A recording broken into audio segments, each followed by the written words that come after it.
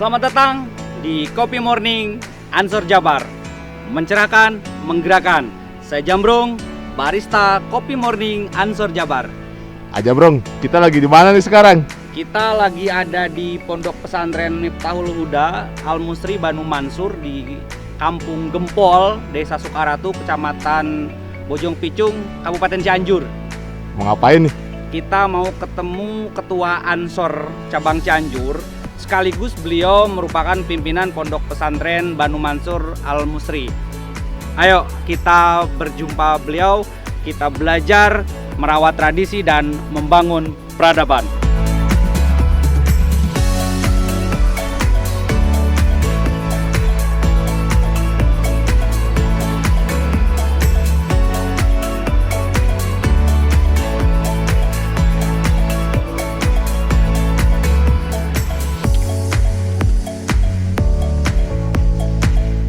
Kita langsung berjumpa dengan Ketua PC Ansor Cianjur. Beliau sudah ada bersama kita.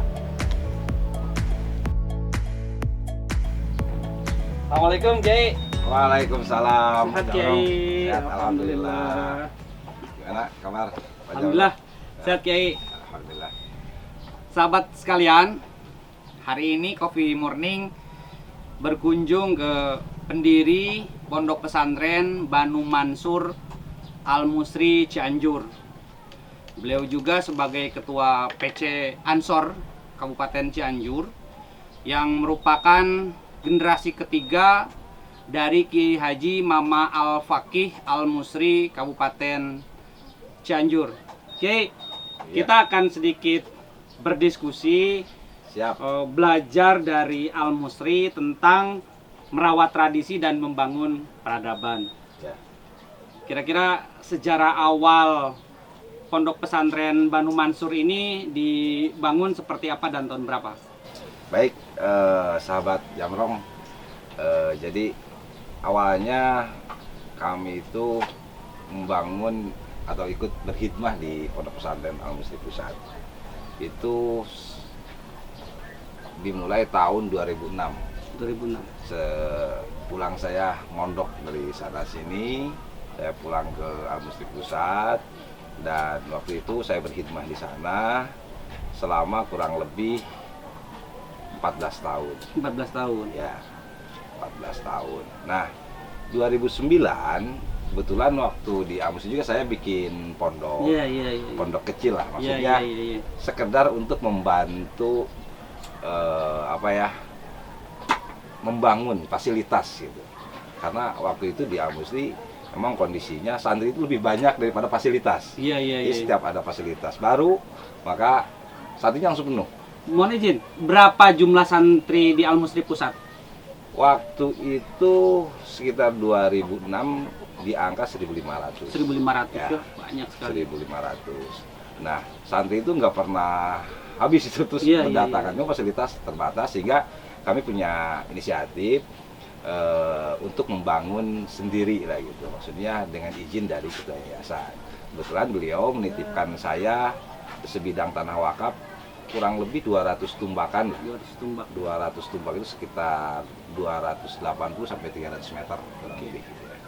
Nah, di situ saya membangun, alhamdulillah sampai selesai itu 3 ruang madrasah, terus 6 kamar sama 1 masjid.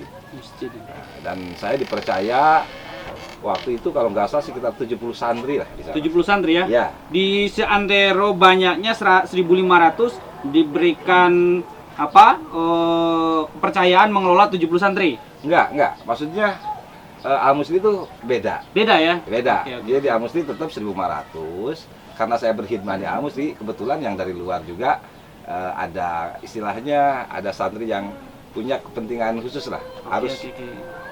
mendapatkan pengawasan khusus gitu. Oke, Itu oke, dikelola oke. oleh saya. Oke, sekitar jadi 7. pesantren tersendiri kayaknya? Ya, Oke, tersendiri, oke, tapi oke. di bawah satu naungan. Oke. Al Musri. Cuma ya kebijakannya otonom gitu lah, kayak seperti itulah. Nah, waktu itu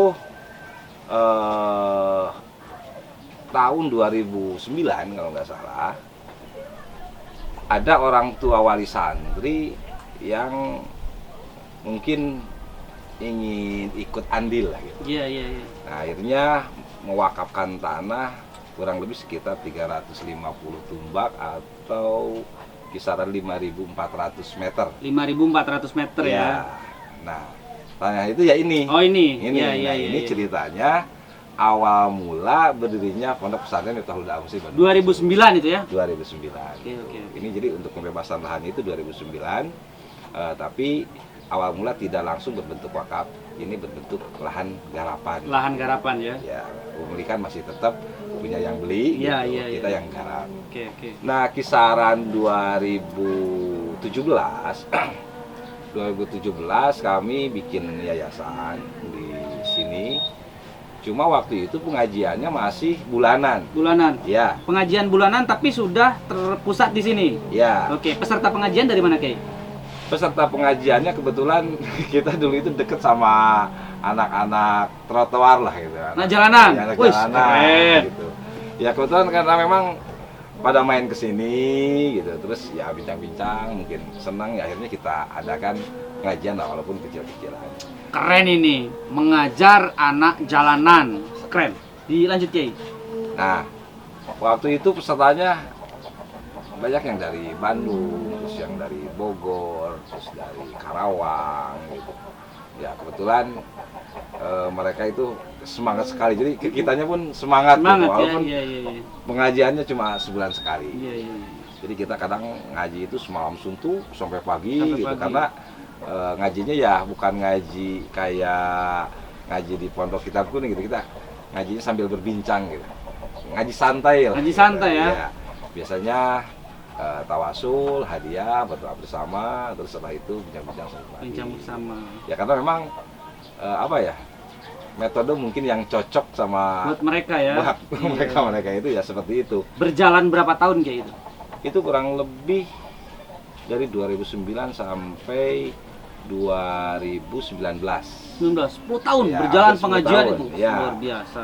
10 tahun. Nah, saya kan waktu itu masih bolak-balik nih. Oh iya. Jadi nggak netek di sini. Dulu di sini cuma ada gubuk ini, makanya Iya. gubuk ini saya namakan gubuk sejuta sejarah. Gubuk sejuta sejarah Iya. karena menyimpan sejuta cerita. Nah, itu Luar dia. biasa ini. Keren lah makanya gubuk Iya. ini udah berapa kali rombak. Cerita suka dan duka. Iya. Kita bongkar cerita sukanya. Nah, waktu itu saya masih bolak-balik dari Al-Musri ke sini karena kebetulan saya khidmah pokoknya di sana. Iya. Ya karena saya juga generasi ketiga Iya. dari Mama Kiai Haji Ahmad Fahri. Saya anak pertama dari anak kelima Kiai Haji Ahmad Fahri, yaitu Kiai Haji Ade Muhammad Mansur. Iya. Kebetulan beliau waktu itu sebagai yang memegang sebagai biro pendidikan. Iya. Jadi saya memang waktu itu punya punya tanggung jawab yang cukup lumayan berat, yaitu kadang-kadang ikut mengawal beliau gitu, ikut kesana sini juga, terus Tanggung ikut jawab ngajar moral juga. dan tanggung jawab struktural ya. Betul. Luar biasa. Cuma awal mula saya lebih berat itu ketika saya berduka atas meninggalnya beliau, itu di tahun 2013 bulan November. Waktu itu saya sangat terpukul sekali. Di sisi lain kesiapan saya belum begitu siap, belum begitu kuat, karena ya waktu itu saya masih sangat muda lah, di usia 29 tahun harus memikul tanggung jawab meneruskan tugas-tugas beliau, yang dimana waktu itu kalau nggak salah beliau itu memegang beberapa disiplin ilmu dalam bidang agama, yang mana ya mau tidak mau saya harus melanjutkannya gitu. Disiplin ilmu apa kira-kira yang beliau kuasai waktu itu?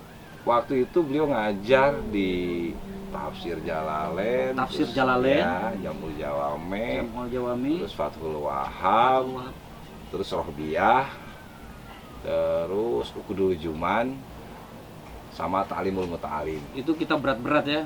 Luar biasa ya. Lumayan. Kiai Kalau mohon buat- izin. Kalau buat saya itu sangat berat. Ya. Iya. Kalau buat beliau mungkin lupa karena mama. Kiai izin. Ya, Kalau sejarah mondoknya kira-kira Kiai di mana saja? baik. Waktu itu saya 1999 di tahun 94 kalau nggak salah. 94 ya. Tepatnya saya kalau nggak salah itu masih kelas 4 SD. 14 SD. Iya. Luar biasa. Saya sama orang tua diajak jalan-jalan nih ceritanya Iya. ke Ciamis. Iya. Itu tepatnya di Raja Desa. Kalau nggak salah pemimpinnya itu, pendirinya itu adalah Apa Umar. Apa Umar? Beliau adalah mukimin pertama dari Mama Khairul Afandi Manunjaya. Manunjaya. Ya. Nah, saya diajak main ke sana ceritanya, terus nggak tahu lah, karena saya waktu itu mungkin masih kecil, jadi nggak tahu, ya mungkin daftar Iya, apa gitu iya, ya orang iya, tua, iya. kita ikut aja. Nah, kita cerita habis itu terus saya dititipin sama pengurus, dikenalin sama ada orang dewasa lah gitu waktu itu. Titip dulu sebentar, nanti ayah mau beli Makanan ciki atau ya, ciki snack, ya, snack. iya. Kan dulu iya. ciki kan, si snack itu namanya. Mau beli dulu ciki, nanti kesini lagi. Iya. Ya, nah saya nunggu aja gitu kan. Beliau ceritanya beli ciki nih. Saya tungguin lama-lama kok nggak balik-balik Pas gitu. 4 SD ya seneng beli ciki kan? Iya, gitu. Iya. Tapi lama-lama karena terlalu lama gitu, Iya. beliau nggak balik-balik, kemana ini gitu. Nah, singkat cerita, saya kejar nih, cari-cari, nggak ada tuh. Iya. Nah, di situ saya baru sadar. Kehilangan. Iya, saya itu balik gitu. Iya. Waduh, kacau. Serentak. Waktu itu juga saya nangis. Pokoknya sejadi-jadinya. Kelas 4 SD di pondok Iya, tentu harus mandiri ya. iya. Luar biasa sekali nih, Kiai. Itulah pengalaman pertama. Jadi, Itu pondok pertama, Kiai. pondok pertama. Pondok kedua di mana kira-kira? Setelah dari Raja Desa itu saya sempat balik dulu ke Al-Musri. Al-Musri. Nah, di sana saya dididik dan dibimbing oleh ayah saya sendiri, Iya. sama paman-paman Iya. yang lain gitu. Saya diajarkan banyak hal ilmu di tahun 96 kalau nggak salah. 97 97 ya. 97 saya dipondokan ke Temboro. Temboro itu di mana, Kiai? Temboro itu Jawa Timur. Jawa Timur ya. Ya, dia pesantren Kuruj. Kuruj. Tahu kan ya? Mm-mm. Pimpinannya itu adalah Pak Kusron disebutnya. Busron ya. Ya, Kusron. Saya itu sampai tahun 98, kalau salah, 2 tahun saya di sana. Terus saya balik lagi ke Al-Musri, di Al-Musri ngaji lagi, digembleng lagi sama orang tua. Tahun 2000 saya mondok tahun 99 saya pernah mondok dulu di Cipatat, di alumni. Namanya Kang Aam. Cuma nggak terlalu lama di situ, terus balik lagi ke Al-Musri, terus ke Cileunyi. Di Cileunyi itu tahun 2000 lah, 2000 sampai 2001. Nah, habis dari Cileunyi saya ke Limbangan. Limbangan Garut. Ya, Limbangan Oke. Garut. Di pesantren Hidayatul Falah. Itu kepunyaan paman saya yang bungsu, adik ayah. Artinya masih keluarga Al-Musri. Masih Oh, keluarga iya. Al-Musri. Nah, di sana saya cukup lumayan agak lama, sekitar 5 tahun itu paling lama. Karena yang paling betah Iya. pinggir pasar, Pak. Yo, keren. Kalau pinggir pasar kan, asik lah kalau Iya, buat iya, anak iya. muda dulu. Iya, iya, Jadi iya. saya betah di sana sampai 2006. Iya, iya. 2006 baru saya balik dan saya mulai berkhidmah di Al-Musri. Setahun kemudian saya menikah. Menikah 2006, 2007 menikah. Iya, 2007 menikah. Usia berapa, Kiai?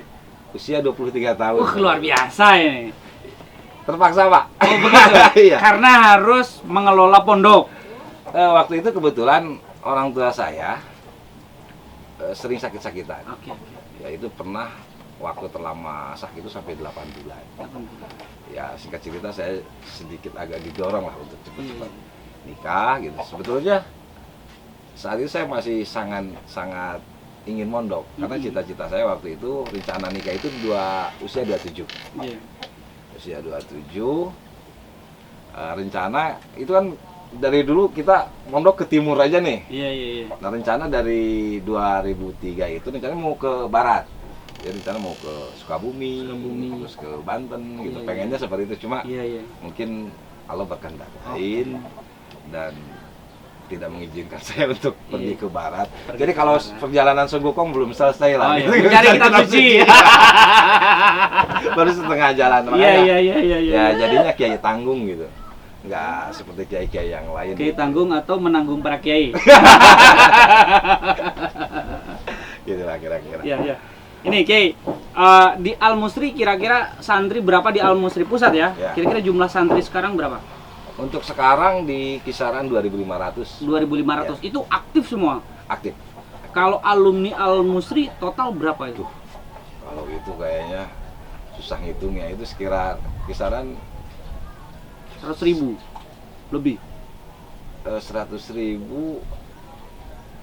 10.000 lebih lah gitu, 20.000-an lah. 20.000 ya? Iya. 20.000. Kalau dari dulu ya. Iya. Yang dari dulu. Karena untuk satu angkatan aja itu bisa sampai 200. Iya.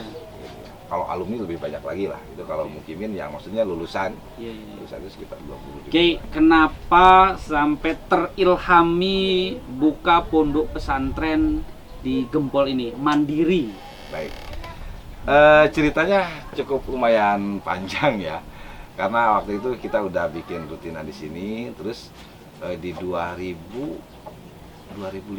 kalau nggak salah, jadi si pemilik lahan ini itu mewakafkan tanah ini ke saya.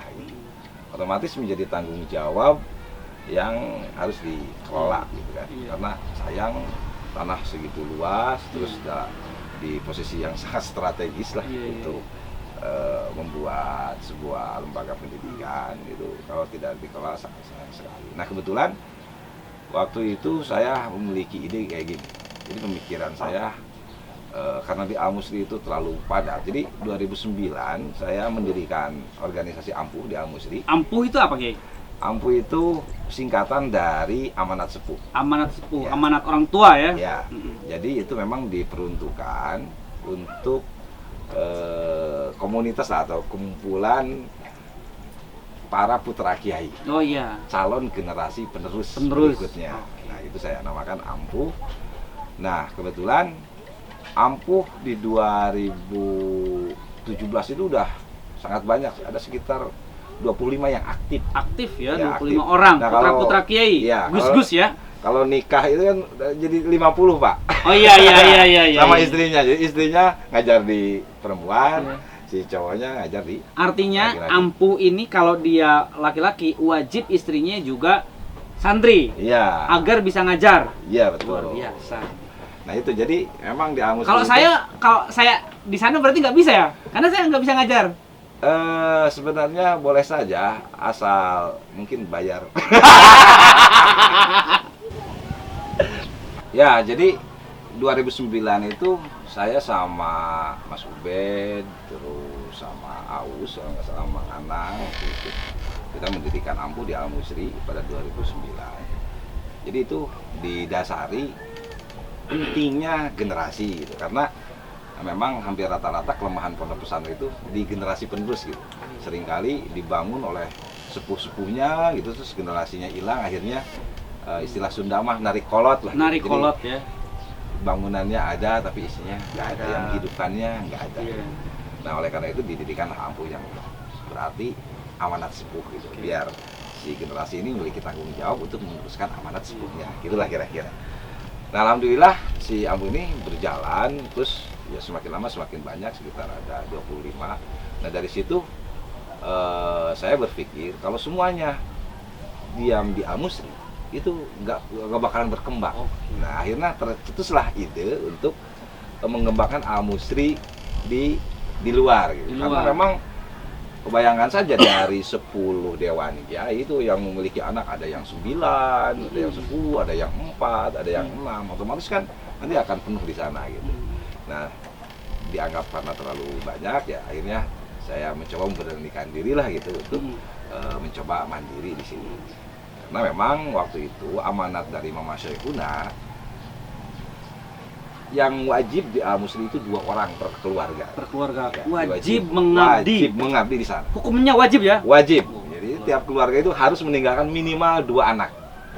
Nah kebetulan ayah saya itu anaknya paling banyak, itu 10 orang, meninggal satu waktu kecil, jadi tinggal 9, itu dari 2 ibu, yaitu yang dari ibu saya, seibu sebapak itu 8 orang, yang dari sebapak saudara itu 1 orang, jadi 9 orang. Jadi nah di sana saya tinggalin 2 tuh, yang sisanya ikut ke sini.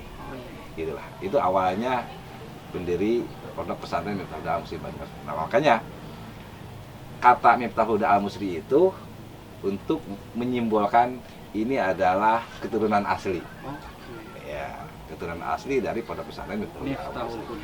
Nah, adapun nama Banu Mansur, karena kami yang mengelola di sini semuanya anak-anak dari Kiai Haji Ade Muhammad Mansur. Gitu. Begitu ya. Iya. Oke. Ya. Kiai, peran Pondok Pesantren Banu Mansur ini di tengah masyarakat ya, itu kira-kira target utamanya apa? Baik, Pak Jamrong. Jadi dulu saya punya mimpi, karena kalau melihat dari sejarah ya, dulu itu kan pesantren itu selalu jadi motor penggerakan dari berbagai kegiatan masyarakat. Jadi poros, jadi kutub lah, jadi titik putar. Iya. Nah, saya berharap Banu Mansur ini ke depan itu juga bisa meniru pesantren-pesantren terdahulunya, di mana Banu Mansur itu menjadi titik putar untuk semua kegiatan masyarakat, dari mulai pengembangan ilmu pengetahuan, pengembangan SDM masyarakat, pengembangan ekonomi kemasyarakatan, itu ingin bersumber di sini. Jadi rencananya nanti Banu Mansur selain menjadi lembaga pendidikan, kita juga menjadi pembuat peradaban lah gitu. Jadi membangun peradaban. Ya betul. Luar biasa. Jadi saya bermimpi nanti ada operasi untuk menggerakkan masyarakat, gitu. Terus ada LPK lah seperti itu, LPK, atau ya? SMK untuk ya? kejuruan. Biar nanti para petani di sini itu tahu cara mengelola pertanian dengan baik seperti apa, cara memanfaatkannya seperti apa, cara menjadikan nilai ekonomi seperti apa. Itulah kira-kira. Artinya ada kecakapan bertani, kecakapan membangun ekonomi dari sisi koperasi dan lain sebagainya. Betul. Kalau bertani ada nggak di sini, Kiai? Ada. Ada ya? Ada. Jadi kami di sini juga para santri nanti diajarkan, nanti Pak Jamrong bisa lihat keliling. Boleh, Kiai. Ada yang ngembangin tambu lampot, yang suruh ngurus tambu lampot, tanaman buah dalam pot, Pak Jamrong ya. Jadi dia pohon buah-buahan, dia kecil dalam pot tapi berbuah. Gitu. Berbuah ya. Nah, terus ada juga yang ngurus stroberi, nanti Pak Jamrong juga bisa lihat di sebelah sana tuh, itu untuk perempuan dia mengurus stroberi. Stroberi ya? Ya. Oke. Itu dilombakan nanti. Artinya selain diajarkan keilmuan keagamaan, ilmu pengetahuan eksak, juga diajarkan kecakapan dan keterampilan sehari-hari bertani ya? Ya. Oke. Ya karena memang kultur di sini yang cocok bertani. Ya, bertani, makanya cocok. ya kita ajarkan pertanian. Oke. Masuk ada juga anggur Pak Jamrong nih. Kita ada beberapa jenis anggur impor kebetulan. Jadi karena saya memang senang lah gitu, senang anggur. Akhirnya saya ajak anak-anak untuk ikut belajar juga bagaimana cara mengurus anggur dan cara membenihkannya, cara setek, cara membuahkan dan sebagainya. Kebetulan saya beli kemarin itu sekitar ada 108 jenis anggur impor. 108 jenis anggur impor. Ya. Untuk dikembangkan di sini. Jadi pengennya nanti ke depan di depan pondok itu ada pohon anggur yang anggurnya itu bergelantungan, keren. Keren. Jadi main ke pondok sambil ngaji bisa sambil memetik anggur. Petik langsung. Petik Oke. langsung. Kiai izin, nanti saya akan ketemu dengan pimpinan pondok. Baik. Untuk melihat aktivitas para santri. Siap. Dan juga melihat beberapa aktivitas lainnya. Silakan. Siap. Sebelumnya saya mohon closing statement sampean, bagaimana cara Banu Mansur merawat tradisi Nahdlatul Ulama? Baik, Pak Jamrong. Jadi kami alhamdulillah di sini selain mengembangkan pendidikan di pesantren, kami juga mengumpulkan ustadz-ustadz di beberapa masjid gitu, untuk melaksanakan kegiatan Masjid keansaran. sekitar ya? Masjid sekitar ya. Kemarin juga kami di sini pas di acara Agustusan berkumpul beberapa ustadz. Iya. Di sini ada kita merayakan kemerdekaan bersama gitu. Nah itu biasanya kita kumpul sebulan sekali. Sebulan sekali ya? Ya. Terus nanti rencananya di bulan Muharram kita mengadain lomba anak-anak lah gitu, antar tajuk, antar musola, Antar musola masjid. ya? Iya, Iya. gitu. Di sini nanti kita lombakan biar apa? Pendidikan di masyarakat juga terpicu Terpicu ya. termotivasi gitu. Sehingga anak-anak itu semangat lah karena ada perlombaan. Dan yang pasti agar terhindar dari paham-paham intoleran ya. Betul, untuk mengikat itu. Makanya di sini kami aktifkan pemuda-pemuda untuk ikut beransor gitu. Kalau misalkan ustadz-ustadz kita dorong untuk gabung ke Rijalul Ansor. Rijalul Ansor ya. Ya kalau misalkan bapak-bapak atau yang sukanya berkhidmah gitu, Ya. kita dorong untuk ikut Ansor. Ansor. Ya. Oke, Ya. oke. Kiai, saya mohon izin untuk lihat Siap. situasi di sekitar pondok. Baik. Oke, Siap. hatur nuhun Kiai, hatur nuhun. Sami-sami, Pak Jamrong. Siap. Sahabat sekalian, bahwa Pondok Pesantren Banu Mansur selain mengajarkan keilmuan juga menyiapkan santri-santrinya untuk dapat bertahan hidup ketika sudah beres dari pondoknya masing-masing. Siap mengkhidmah, siap mengajar, dan juga siap berkompetensi dengan kompetensinya masing-masing. Baik sebagai seorang petani, pedagang, pengusaha, birokrat sekalipun, santri-santri di Banu Al Mansur siap untuk bertahan, siap untuk berkompetensi di bidangnya masing-masing. Kita akan ketemu dengan Kiai Maksal, pimpinan pondok pesantren. Beliau juga sangat begitu muda, sangat begitu keren. Kita bertemu beliau. Kiai izin. Siap, Pak Jamrong.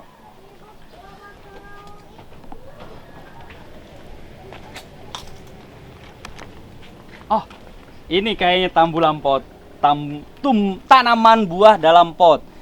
Jenis varietas jeruk nipis kayaknya. Ini keren. Kita akan lihat lagi aktivitas santri bertani.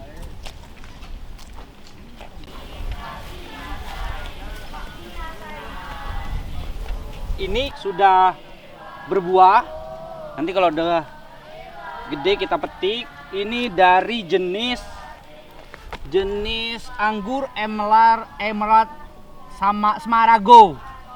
Ini luar biasa. Ini dikelola oleh para santri. Salah satu aktivitas selain mengaji juga mereka diajarkan bertani buah. Selain itu kita cek juga aktivitas santri di Banu Mansur Al Musri ini apalagi kita cek.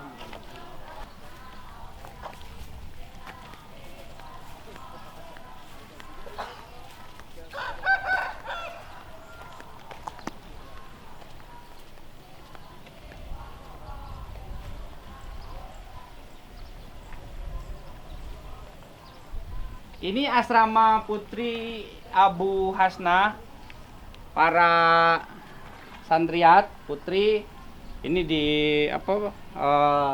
istirahatnya di sini. Nanti kita tanya ke pimpinan pondok ada berapa santriat yang aktivitas di sini. Tapi kok kayaknya kosong ya. Lagi ngaji. Ini kosong lah. Inilah kosong karena aktivitas masih aktivitas pengajian. Jadi nanti kita cek para santriat sedang belajar, sedang ngaji, dan juga kita tanya ke pimpinan. Setiap hari aktivitas santriat itu apa saja.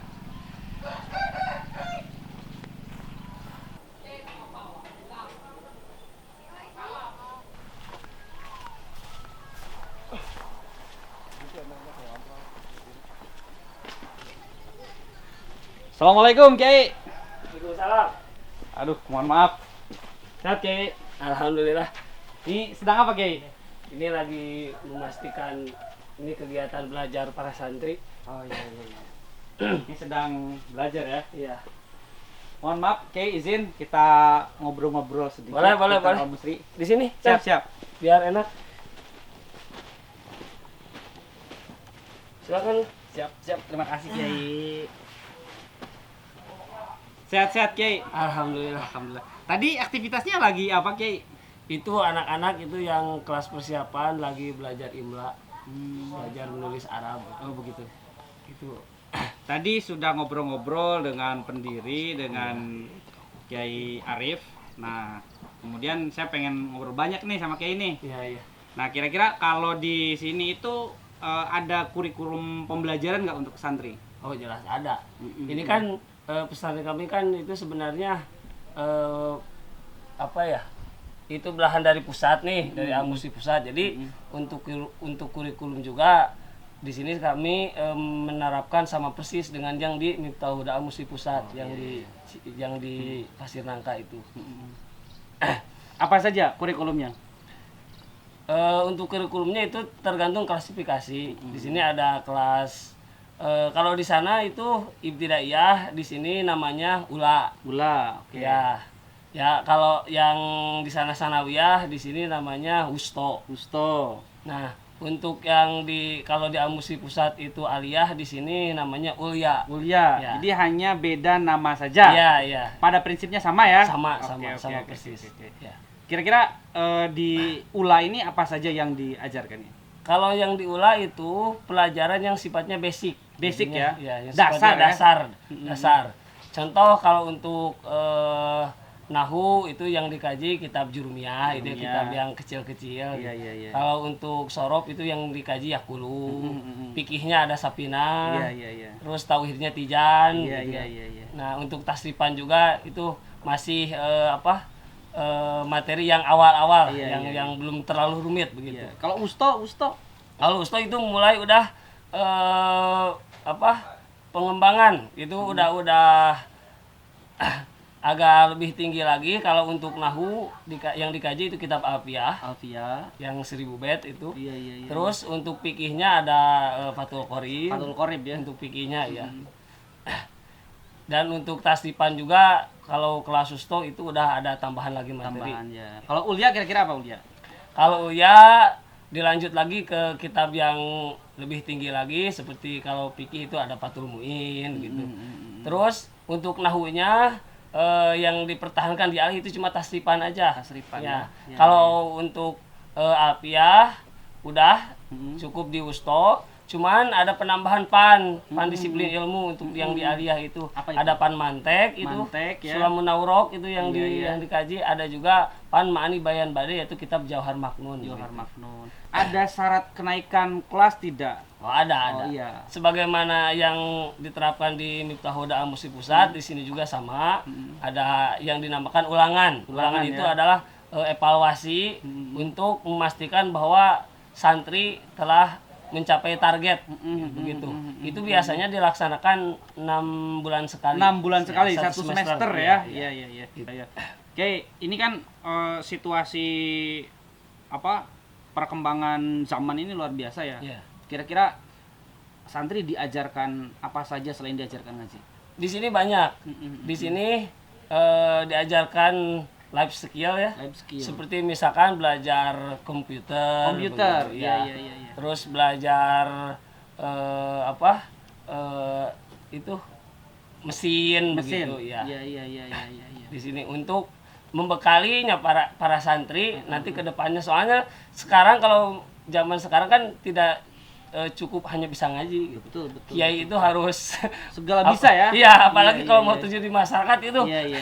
Untuk mengayomi masyarakat dan untuk mengimbangi perkembangan zaman yang semakin pesat, kiai sekarang dituntut harus serba bisa. Serba bisa. Apa semua santri diwajibkan jadi kiai? Kalau diwajibkan sih tidak. Soalnya kan di sini prinsipnya begini.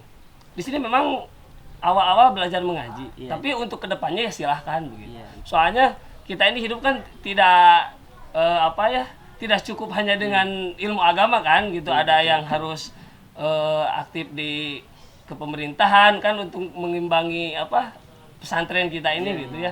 Ada yang harus jago berbisnis gitu. Jadi kalau kalau di sini silakan saja, tapi ngaji itu harus bisa. Cuman untuk kedepannya ya silakan dalam pengamalannya bisa dengan berbagai Menjadi macam bentuk, pilihan ya. masing-masing Iya. ya. Oke, kan sekarang ini merawat tradisi Ahlus Sunnah wal Jamaah Nahdiyah ini sangat sulit ya, ditambah dengan perkembangan zaman. Kira-kira apa yang harus dilakukan santri agar tetap merawat tradisi-tradisi Ahlus Sunnah wal Jamaah? Untuk masalah itu di sini kami menegaskan pada para santri untuk membiasakan seperti melakukan amaliyah-amaliyah Ahlus Sunnah wal Jamaah seperti tahlil, berjanji gitu kan. Terus kalau seminggu sekali di sini tiap malam Jumat ada ziarah Ziarah begitu, ya. Iya. Jadi itu tradisi yang memang harus dirawat ya. Ya. Nah, selain itu ada aurad yang diberikan khusus kepada santri tidak, Kiai? Kalau untuk aurad khusus di sini biasanya saya sama para santri melakukannya tiap pada sholat.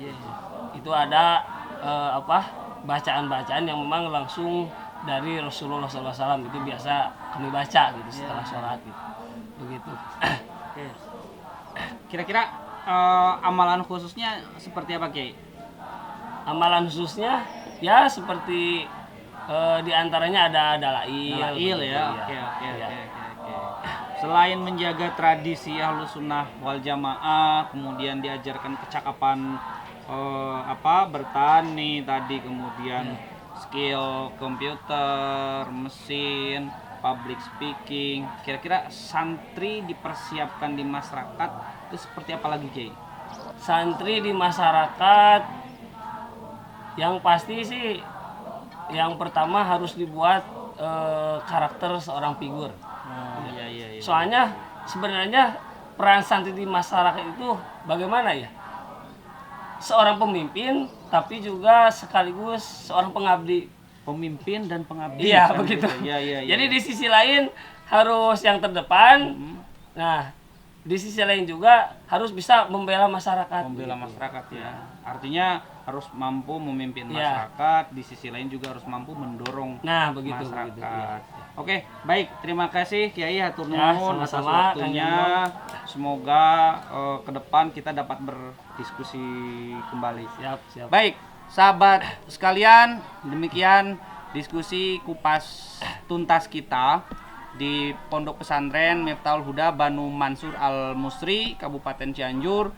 Pondok pesantren yang sangat inklusif, bersatu dengan masyarakat, tanpa sekat, tanpa jeda, 24 jam santri berinteraksi dengan masyarakat, 24 jam masyarakat berinteraksi dengan santri. Semua kegiatan santri melibatkan masyarakat dan semua kegiatan masyarakat melibatkan santri. Demikian, kita akan kembali berdiskusi dengan sesi lain di tema-tema yang lain. Saya Jamrong, barista Kopi Morning Ansor Jabar. Assalamualaikum warahmatullahi wabarakatuh.